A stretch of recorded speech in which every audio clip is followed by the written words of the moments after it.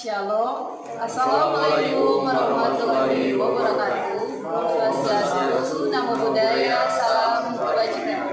Baiklah, kami dari kelompok 5 akan mempresentasikan materi kami lewat video ini. So, if you watch it guys.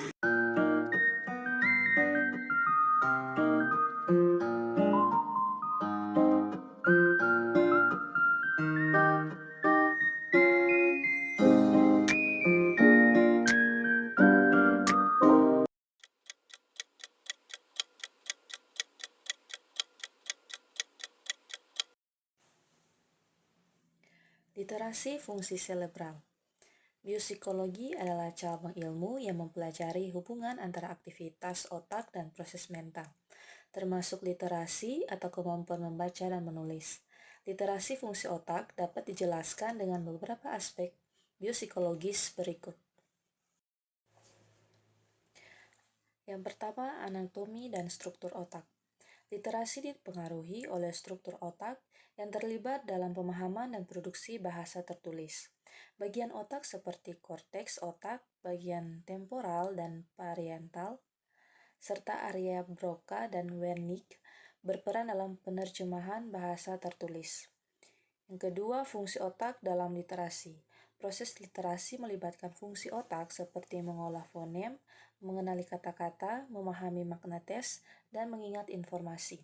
Bagian-bagian otak yang berhubungan dengan kemampuan ini terlibat di dalam proses literasi. Yang ketiga, perkembangan literasi pada otak. Perkembangan kemampuan literasi berkaitan dengan perkembangan otak. Pada anak-anak, perkembangan struktur otak seperti korteks prefrontal dan korteks pasifalvian memainkan peran kunci dalam literasi. Yang keempat, gangguan literasi dan gangguan otak. Beberapa gangguan literasi seperti disleksia yang berkaitan dengan perbedaan struktural atau fungsi otak, studi biopsikologis telah mengidentifikasi perbedaan dalam aktivitas otak dan pola konektivitas pada individu dengan gangguan literasi. Yang kelima, plastisitas otak. Otak memiliki kemampuan untuk beradaptasi dan mengubah struktur dan fungsi dalam merespon pembelajaran literasi. Ini dikenal sebagai plastisitas otak yang terutama penting dalam pembelajaran membaca dan menulis. Otak yang terbelah dua. Hemisfer adalah dua sisi simetris yang membagi cerebrum, biasanya disebut juga belahan otak. Terdiri dari bagian kiri dan kanan. Hemisfer kiri memiliki cara kerja yang bersifat lebih analisis dan rasional, sedangkan hemisfer kanan memiliki gaya kognitif yang lebih bersifat holistik dan intuitif. Setiap orang memiliki dua hemisfer yaitu hemisfer kiri dan hemisfer kanan. Hemisfer kanan adalah khusus untuk kemampuan spasial dan pengenalan pola, sedangkan hemisfer kiri adalah khusus berbicara, menulis, dan berpikir. Roger Westbury, berdasarkan penelitiannya, menemukan bahwa otak manusia memiliki pengkhususan fungsi pada belahan otak kanan dan kiri. Fungsi otak kanan dan otak kiri pada manusia sebenarnya menyatu dalam satu kesatuan fungsi, tetapi beberapa penelitian menunjukkan bahwa jika otak kiri aktif, maka otak kanan lebih tenang. Demikian pula sebaliknya. Kerja otak kanan dan otak kiri sebenarnya saling mendukung, sebagaimana pentingnya fungsi memori jangka pendek dan memori jangka panjang, sehingga tidak bisa dikatakan otak kanan lebih bagus dari otak kiri ataupun sebaliknya. Kita masuk pada pembahasan otak kanan. Otak kanan adalah otak yang berada di sebelah kanan dalam posisi anatomis atau frontal. Fungsi otak kanan adalah sebagai berikut. Yang pertama, perkembangan emosi. Yang kedua, fungsi komunikasi. Yang ketiga, perkembangan intuitif. Yang keempat, seni, dalamnya ada menari, melukis, menyanyi, dan lain-lain. Yang kelima, mengendalikan ekspresi manusia. Yang keenam, pusat khayalan dan kreativitas. Ketujuh, berpikir lateral dan tidak terstruktur. Yang terakhir, cara kerjanya long-term memory atau memori jangka panjang. Berikut otak kiri. Otak kiri adalah otak yang berada di sebelah kiri dalam posisi anatomis atau posisi frontal. Fungsi otak kiri adalah sebagai berikut. Yang pertama, perkembangan intelligence. Yang kedua, pusat perkembangan logika dan rasio seperti matematika. Yang ketiga, berpikir secara sistematis. Yang keempat, bahasa verbal. Yang kelima, berpikir linear dan terstruktur. Yang keenam, berpikir analisis dan bertahap. Yang ketujuh, cara berpikirnya short-term memory atau memori jangka pendek. Jika terjadi gangguan pada otak kiri, maka yang terganggu adalah fungsi berbicara, bahasa, dan matematika.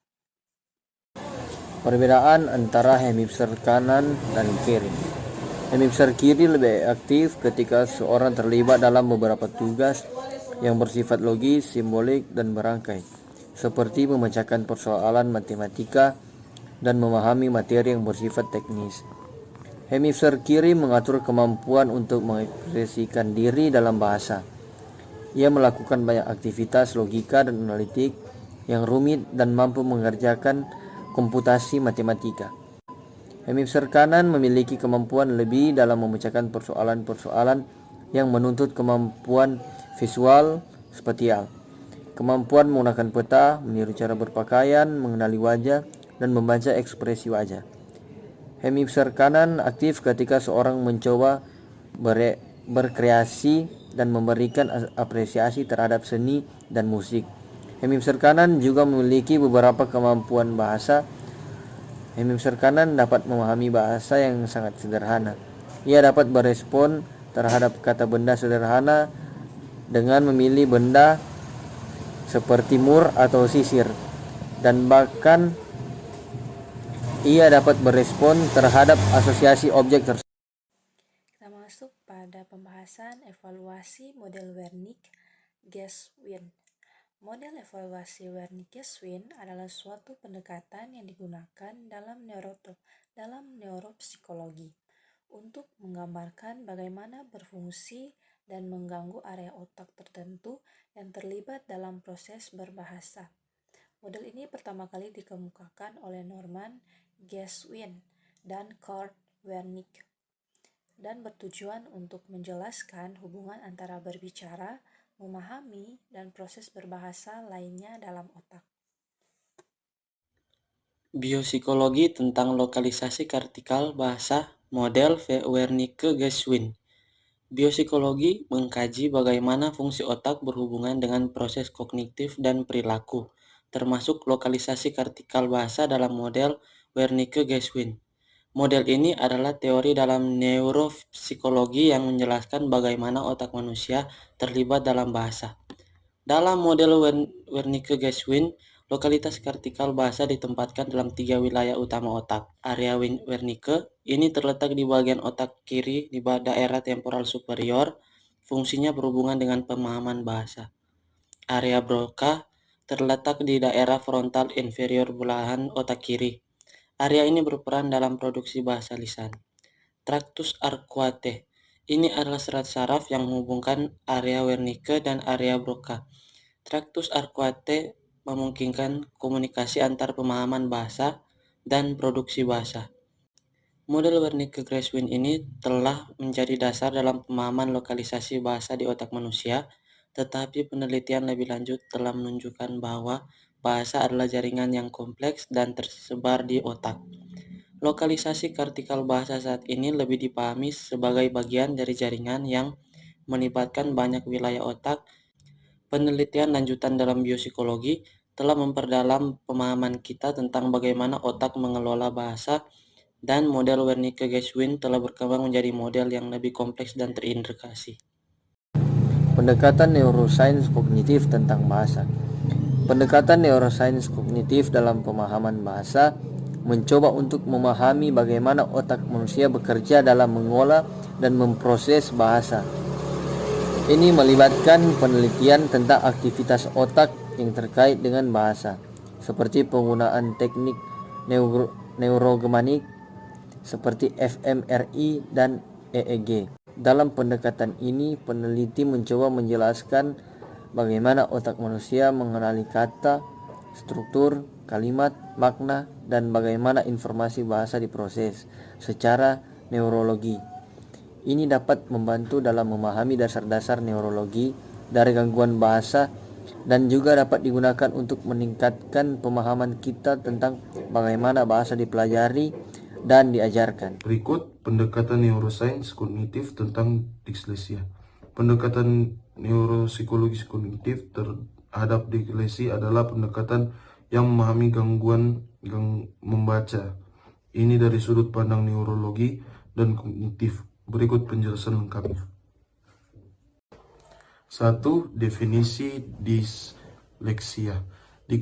Disleksia adalah gangguan saraf yang mempengaruhi kemampuan seseorang dalam membaca, mengeja, dan memahami kata-kata secara efisien. Ini bukan disebabkan oleh masalah penglihatan atau kecerdasan, tetapi lebih banyak gangguan pada penerjemahan bahasa tertulis. Kedua, aspek neuropsikologis. Pendekatan ini mencari dasar neuropsikologis dari dislesia. Kajian otak dan fungsi kognitif adalah fokus utama. Penelitian telah menunjukkan bahwa terdapat perbedaan struktural dan fungsional pada otak individu dengan dislesia, terutama di area otak yang terlibat dalam pembacaan. Yang ketiga, pemahaman proses kognitif. Neuropsikologis kognitif juga melibatkan pemahaman mendalam tentang proses kognitif yang terlibat dalam membaca, seperti pengenalan huruf, pemrosesan fonem, hubungan huruf dengan bunyi, dan pemahaman kata makna. Pemahaman ini membantu mengukur bagaimana dislesia mempengaruhi berbagai tahap pembacaan.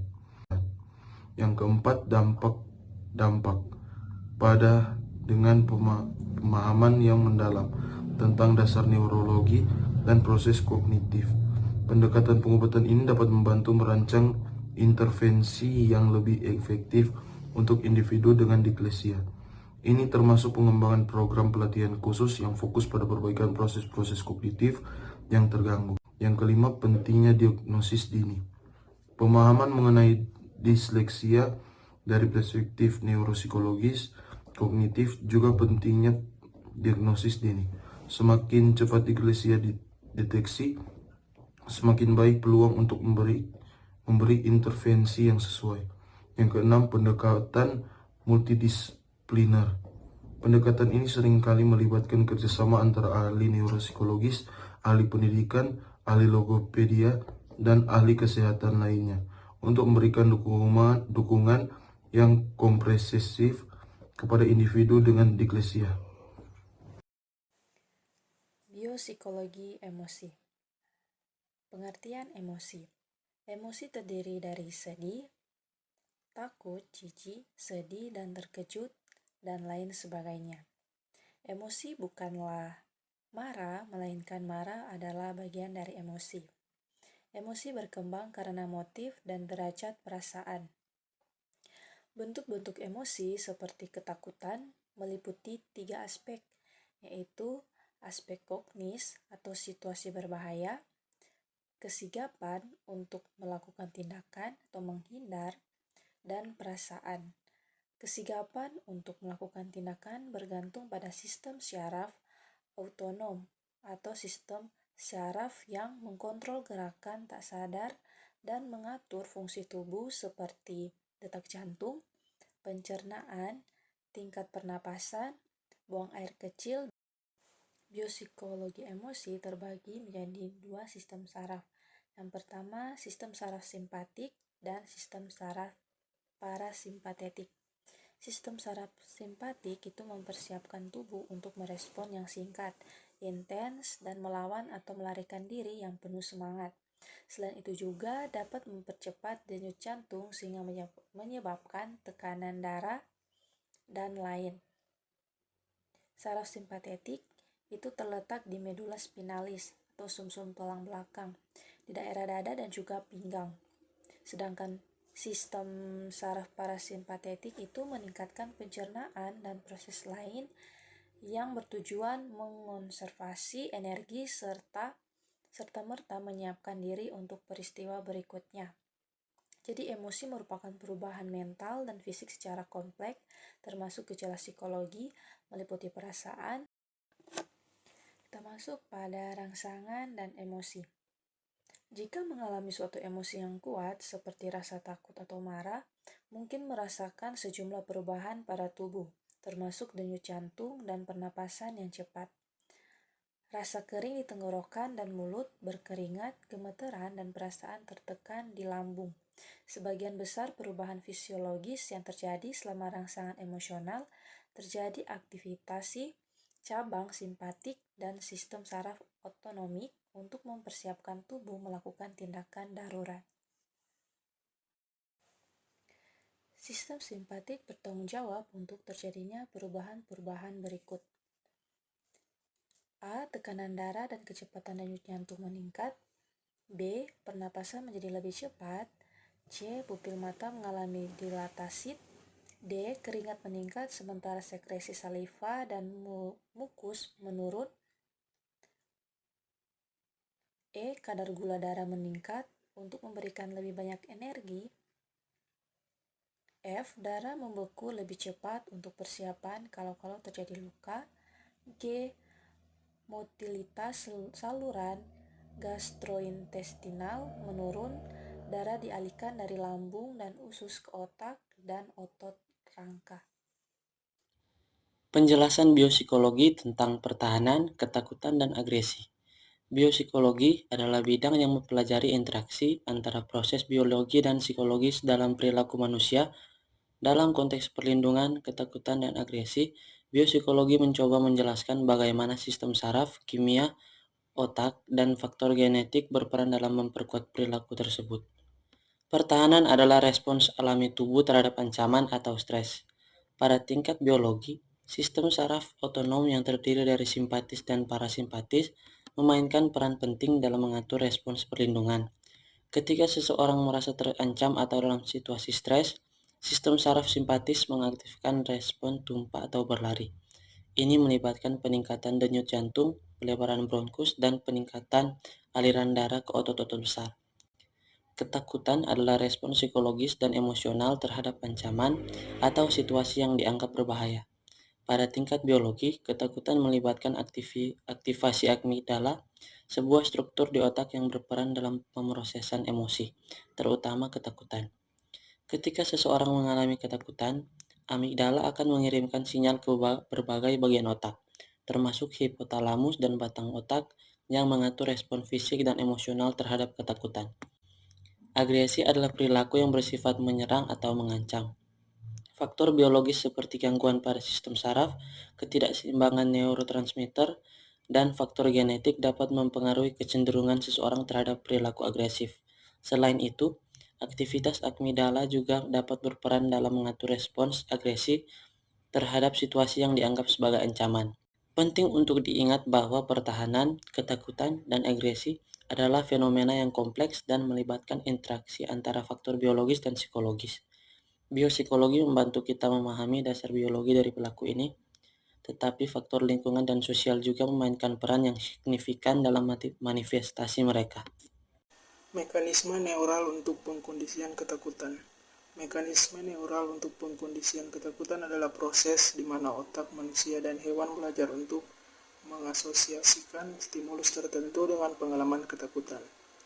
Proses ini dapat dijelaskan melalui konsep pengkondisian klasik yang pertama kali dikemukakan oleh Ivan Pavlov dan kemudian dipelajari lebih mendalam melalui penelitian neuroscience. Yang pertama, stimulus netral awal. Pada awalnya, stimulus netral seperti bunyi lonceng atau gambar tidak memiliki konotasi ketakutan. Yang kedua, stimulus tak menyenangkan.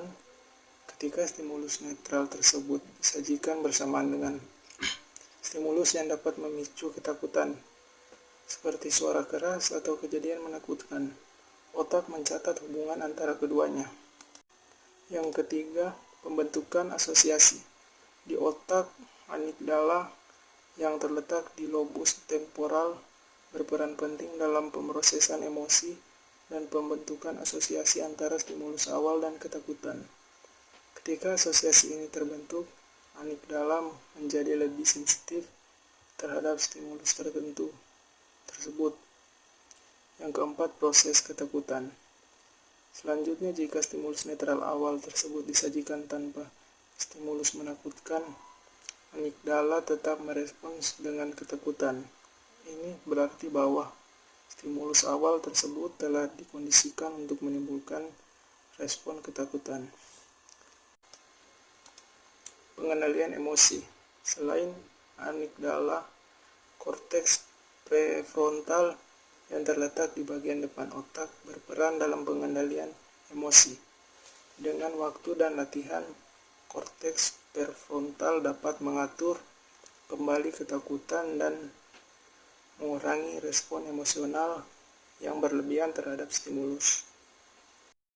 Berikut stres dan kesehatan. Sapolsky seperti ditulis dalam buku Psychology and Life karangan Richard G. Garrick and Philip C. Zimbardo pada tahun 2005 halaman 406 menyatakan stress is feeling that you might report for period you felt happiness, sadness, anger, astonish, and so on that reported as a kind of background noise for much of day-to-day experience. Stres adalah perasaan yang menggambarkan perasaan bahagia, terkejut, dan lain-lain yang digambarkan sebagai jenis dari latar belakang gangguan atas banyaknya pengalaman secara terus-menerus. Cooper tahun 1994 itu menyatakan stres juga didefinisikan sebagai tanggapan atau proses internal atau eksternal yang mencapai tingkat ketegangan fisik dan psikologis sampai pada batas atau melebihi batas kemampuan subjek. Yang berikut menurut Heger, pada tahun 1999, stres sangat bersifat individual dan pada dasarnya bersifat merusak bila tidak ada keseimbangan antara daya tahan mental individu dengan beban yang dirasakannya.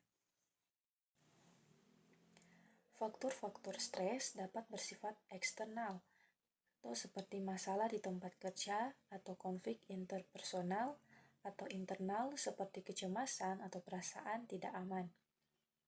Reaksi stres melibatkan aktivasi sistem saraf otonom, khususnya sistem simpatik atau fight or flight, yang meningkatkan detak jantung, menaikkan tekanan darah, dan mengarahkan aliran darah ke otot-otot dan sistem saraf parasimpatis yang membantu tubuh untuk pulih setelah stres.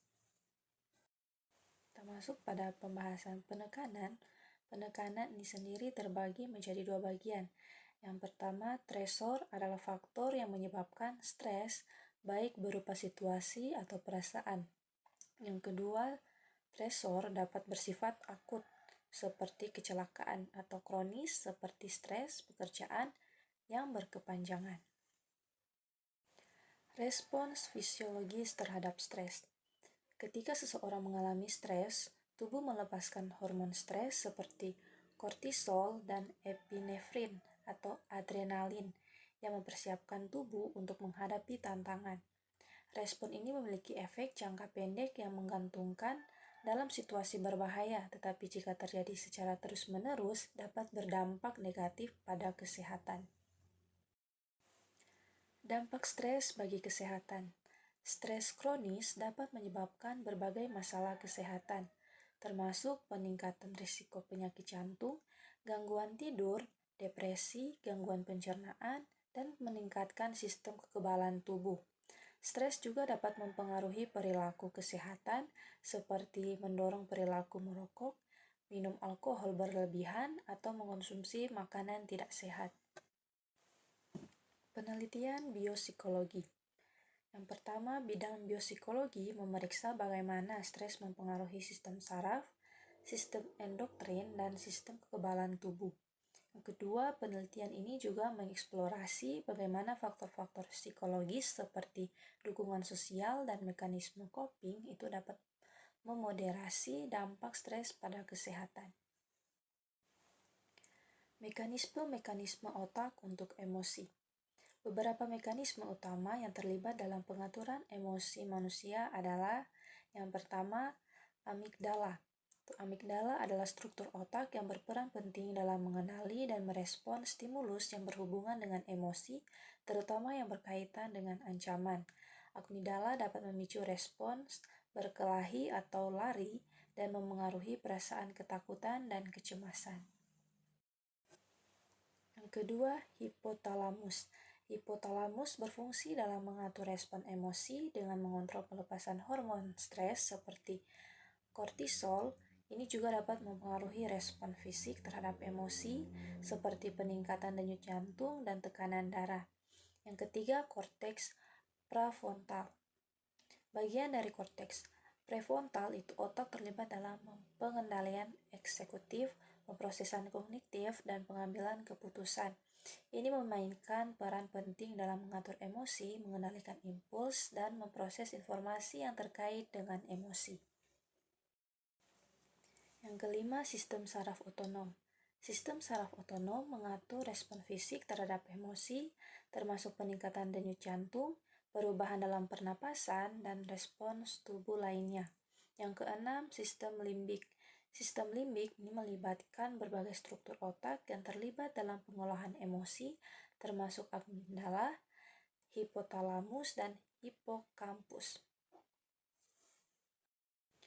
Penting untuk diingat bahwa emosi adalah hasil dari interaksi kompleks antara berbagai mekanisme otak dan pengaruh lingkungan. Proses ini tidak sepenuhnya dipahami dan penelitian terus berlanjut untuk mendalami mekanisme otak yang terlibat dalam emosi manusia. Oke, demikianlah video pembahasan dari kelompok kami, kelompok 5. Jangan lupa like and share ya guys. Terima kasih.